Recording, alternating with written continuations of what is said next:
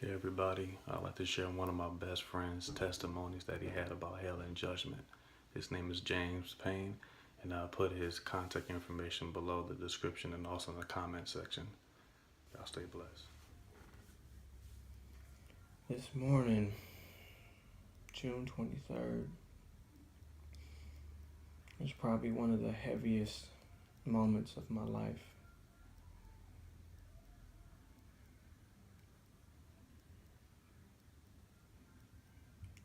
I want to take the time and just thank God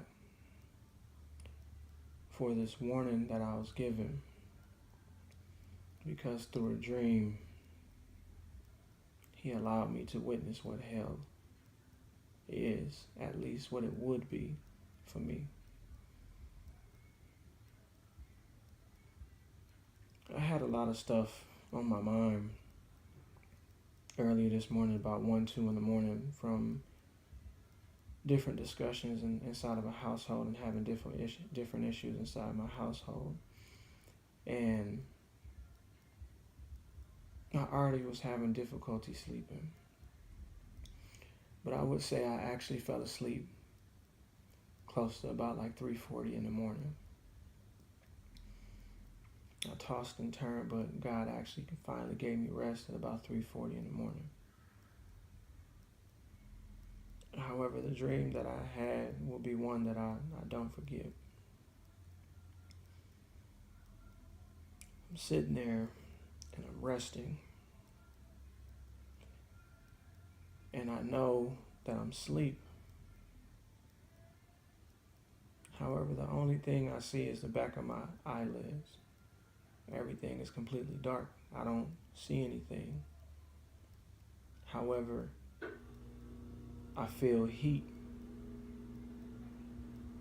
I feel heat on my chest, to the fact of where it felt as somebody touched you on the chest with a hot iron. Everything was dark.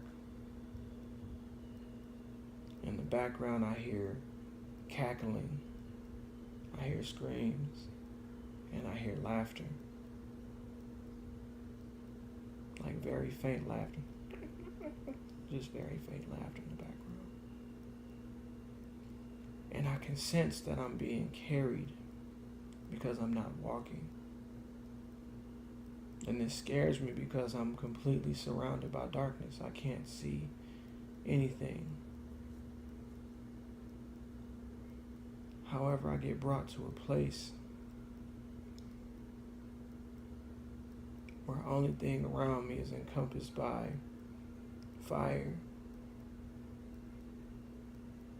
The best way I can explain it is like being in a cave that's literally surrounded by fire. Just imagine a cave on fire. And the only type of smell I can sense in this dream is like a smell that you get when there's like an electrical fire. Like when you smell something electric burning, like electricity, like it's burning. And you can smell it. But I got brought to an area where there was this flame, this cave, and I absolutely see demons. And the most ironic thing about it is they look like me. Tall, slim, African American. They look completely normal. They look like me. There were 6 of them. Two of them had my ankles. 2 of them had my wrists. And 1 of them held my head. They take me to this place and they absolutely bind me to where I can't move. And my mouth is actually wedged open. And the 6th demon reaches into my mouth and he pulls out my tongue. Now I stick out my tongue just so you can see how long it is now. However, when I tell you that it was stretched, it was stretched. I can't even tell you how long it was stretched. However, I do remember specifically the number 55. I don't know if it was yards, meters, feet, inches, I don't know. I know that my tongue was stretched. And I did hear one of the demons say, 55 is when he died because he lied. 55 is when he died because he lied. It was almost like a chant. But my tongue gets stretched and it's put inside of a clamp. I couldn't even scream. I don't know if you guys understand in regards to how often you actually use your tongue to speak words. As kids, we used to play a game where it was like, hold your tongue and try to say a word, and you couldn't understand a single word that was saying. I couldn't even scream because my tongue was stretched out that far. But the same demon who grabbed my tongue, he grabs a scroll and he rolls out this scroll. And the scroll alone is 2.5 times longer than what they just pulled my tongue out to.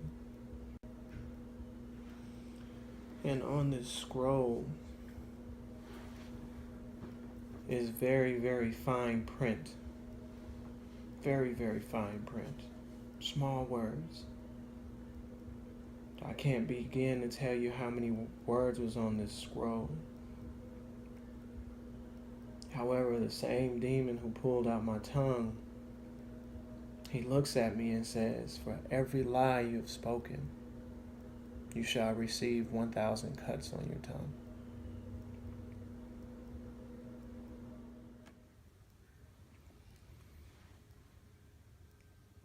The sad thing is he proceeded to do the cuts. He started off with a razor blade. They were very, very shallow cuts, not deep in my tongue at all, but deep enough where I bled and that I can feel every last piece of the pain. He utilized many different things, from the razor blade to some actual broken glass that was dull, and he kind of had to carve into my tongue, to an axe, to a small hatchet.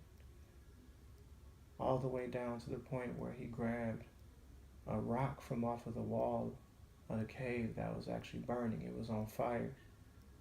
And he proceeded to cut my tongue with that as well. If I have to describe to you what my tongue looked like, it would be like tree bark. If you ever looked at a tree up close and personal, an old tree, a big tree, and you look at its tree bark with all the veins and all the cracks and all the bruises, the swollen areas that it may look like, think about that on your tongue. And this process repeated itself 4 times in that dream. During that 4th time, I woke up. Now, I mentioned the last thing he used was a burning rock from the wall of the cave. I still speak to you right now with that burning sensation on my tongue as if I drank some really hot coffee. I don't drink coffee, but I can still feel that burning sensation on my tongue.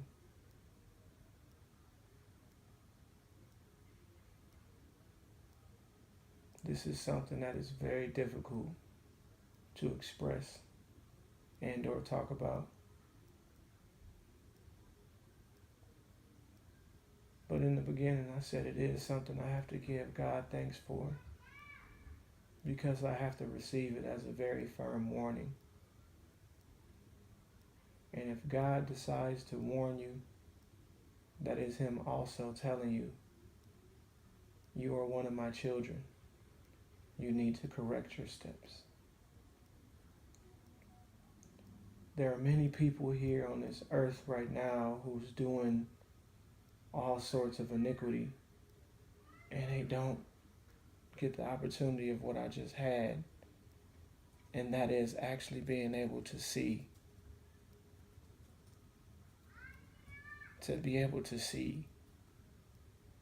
what your torment can be, what it actually really feels like being separated from God. Have you ever walked into your house that was completely pitch dark black, and you yourself, you know your house pretty well? You feel you know your house. You know where your kitchen, you know where your living room, you know where your bathroom is. So you decide to try to stumble around in the dark as if you know exactly where it is. And you might stub your toe. You might even trip over something. I know the one thing I do is I always kick my bed. And that doesn't feel good. If you ever kick the bed with an iron frame, you know that pain. Being separated from God is something that isn't good to be. And the good and bad thing about it is that wasn't the only dream God gave me on the same exact day. After I woke up from that dream, I sat up. I stayed awake for probably about 30 or 40 minutes because it was something that I couldn't deal with. It was hard. But he gave me rest again, and this was at about 4:50 in the morning, maybe 4:45 this morning.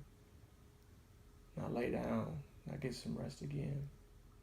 And this time when I settled down, instead of me seeing darkness,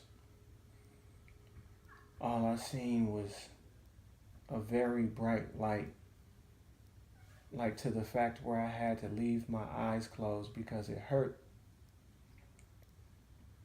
After a while, I was able to open my eyes. It seemed as if the light was able to be dimmed just so I was able to see.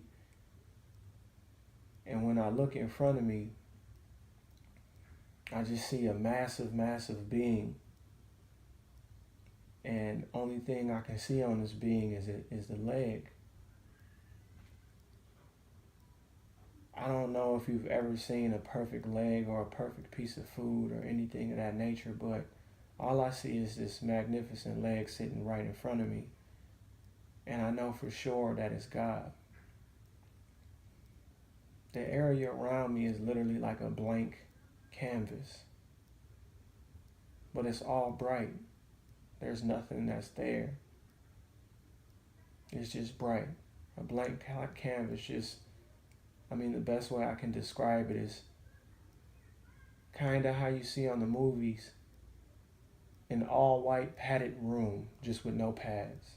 It's just white. There's nothing there. And it just goes on and on. This magnificent being who I'm standing in front of literally starts to speak to me my iniquities in my life. And it comes to me that I know this is my judgment. Speaking in specificity in regards to the people who I've lied to, people who I led astray. He even gave me a very direct number and said, for every 250 souls I sent to hell, I only put one in heaven. I don't know about you guys, but just to know that number, which seems very small, 250 going to hell, I don't want to be accountable for nothing like that. But I'm being told about these lies, about my disobedience, about my iniquity, all the way down to the fact of doing things on my own time. When my parents would ask me to do something, and instead of me moving with a sense of urgency immediately just to be obedient to them, I do it at my own time. Maybe I finished that last level on a video game, or maybe I decided to do another task that I felt was more important than doing what they asked me to do. However, that is still a level of disobedience and a piece of iniquity that he exposed to me. in the dream, it felt as if my judgment lasted for like 6 hours.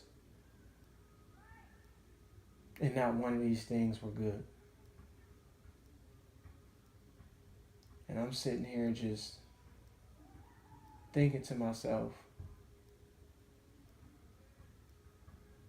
I know I'm going to hell. It's like when you are in front of God and He exposes to you every single wrong that you've done, both large and small, all it does is break you completely down to the fact of, I didn't know I was that bad of a person. I actually see myself not to be as bad, but just listening to the smallest of details really gets you to really reflect on yourself. I actually have it in my mind and in my heart to the fact of where it's like, you know what? I actually deserve to go to hell. And when you say it, there's nothing more that I can say.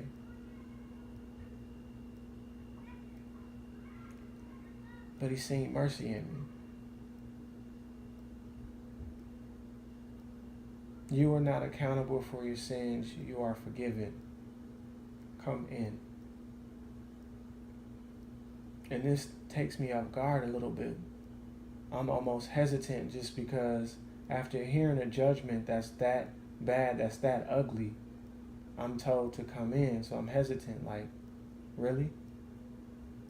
And as I begin to take a step towards a magnificent door, I know a lot of people like to say gate, but it's a golden door that I've seen. It's like I can't even describe it on the size of it, but if you just want to think of a very large apartment building, the door was like twice the size of that.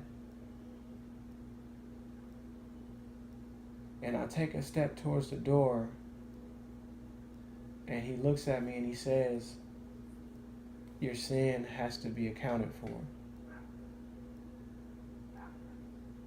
And immediately after that, He says, come forth. And like I said, it's a blank, bright space. It goes on forever. However, in the far, far distance, I just see a figure walking towards me. It's so far to the fact of where I can't see what it is. And it felt as if the person was walking to me for about an hour. However, when this person became in my eyesight where I can see, it was my mother. She actually looked like it really did look beautiful. Absolutely did.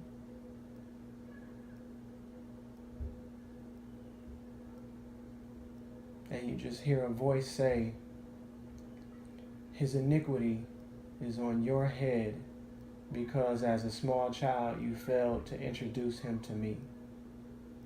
Depart from me. And literally in an instant, my mom vanished right in front of my eyes. I actually pleaded to God to send me to hell, that it was me who deserved to go. One of the most important things that we need to understand is we only know in part and we only see in part. And our Father God is righteous in every judgment and decision He makes. Would you ever want to feel accountable for sending somebody to hell, somebody who you love so dearly, somebody like a parent just for being disobedient? I know I don't want to. I just want to take this time to thank God first on everything, just for sending me these dreams, sending me this warning. I do want to say thank you to all of you who's just listening. I pray that you receive from God whatever He placed on your heart to receive. I also ask you to consider that the reason why my demeanor is the way it is not because of being saddened or depressed or worried. But to physically dream about going to hell and dream about a judgment and dream about somebody who you love dearly going to hell because of the issues you have dealing with, fighting against, is heavy. It is. Just from the dream that I had, is something that I wouldn't want to wish or pray for anyone. I would pray that if there's anything that you're struggling with, that you learn to confess it immediately. And you get your life right with Jesus Christ as soon as possible. This experience is one that I will not forget for the rest of my life whatsoever.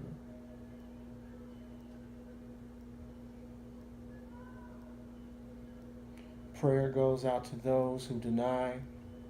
Prayer goes out to those who are fighting. Prayer goes out to those to accept. On this day, I sit as a humble man and would like to publicly apologize to any and every individual who I have wronged through lies, through disobedience, through deceit.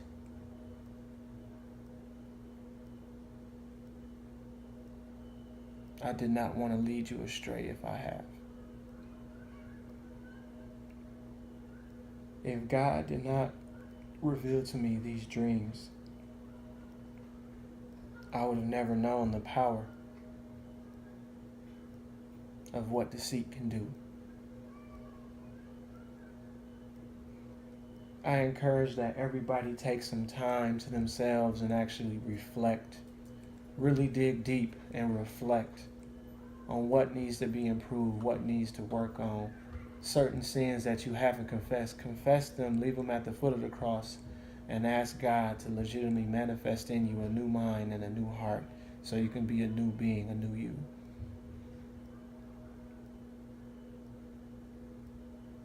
Search for love every day. Pray. Thank God for every single blessing. Once again, I just want to thank you for your time, and thank you, God, for sending me these dreams.